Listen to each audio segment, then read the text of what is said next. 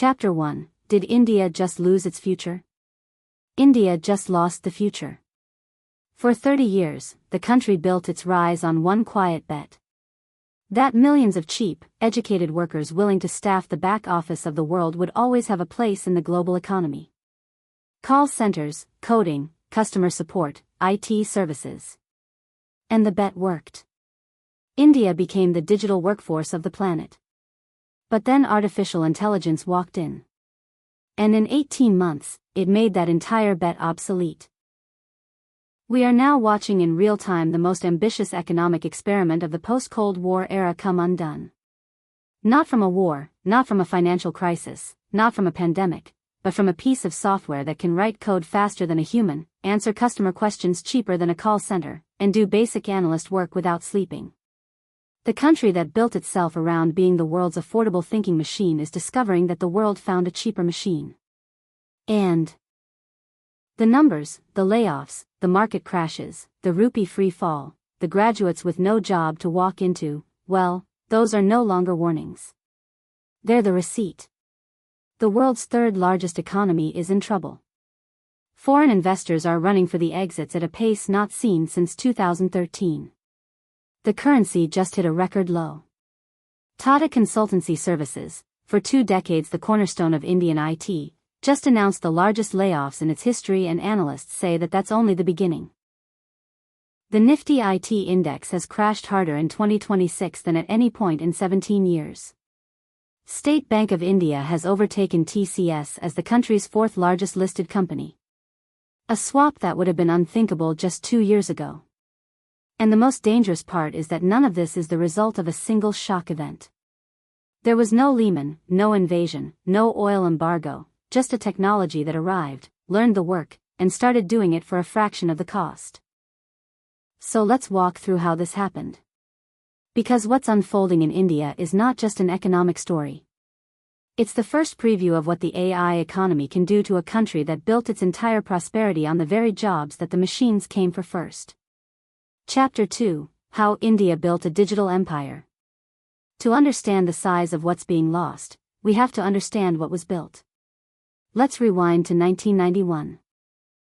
India had just dismantled the license Raj, the suffocating system of state controls that kept the country sealed off from global trade for 4 decades.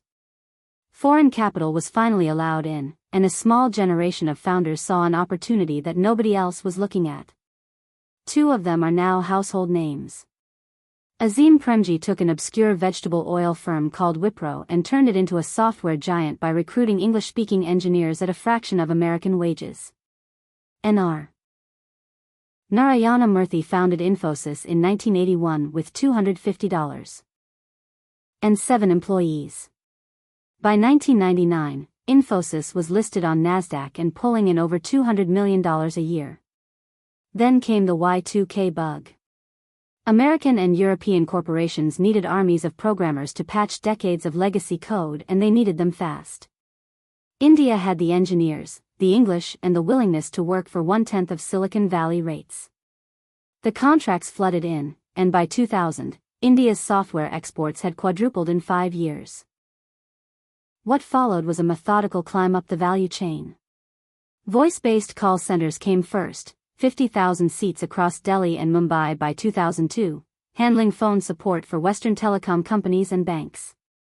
The business process outsourcing expanded into payroll, HR, data analytics, accounting, and then application development, systems integration, and infrastructure management. Entire cities were rebuilt around the model. Bangalore, Hyderabad, Pune, Chennai, Gurgaon. Glass towers full of programmers and analysts. Working night shifts to overlap with American business hours. By the mid-2020s, India's IT and business process management sector was worth $283 billion. It employed roughly 5.5 million people directly. It contributed over 7% of the country's GDP, and it was the single most reliable engine of middle-class formation that the country ever produced. A first-generation college graduate from a Tier 2 town could walk into a TCS or Infosys office, learn a coding language, and then lift their entire extended family into the consumer economy. That was the deal. India would provide cheap English-speaking brainpower, and the world would provide salaries. Everyone won until somebody, or rather something, found a way to do the same work without the cheap brainpower. Chapter 3: The New Threat Nobody Saw Coming. The threat that came for India was not the one that anyone was watching for. For 30 years, economists warned that automation would gut blue-collar work first. Robots in factories, self-checkout machines, driverless trucks. The middle class doing knowledge work was supposed to be safe, protected by complexity or language or the irreducible cleverness of educated humans sitting at a desk. Well, that theory died in November 2022. When ChatGPT launched and 1 million users signed up in 5 days, very few people in Bangalore or Hyderabad even noticed. Within a year, they would all notice because the work that generative AI proved best at, the work it absorbed first and fastest, was not assembly line manual labor. It was exactly the work that India had organized itself around.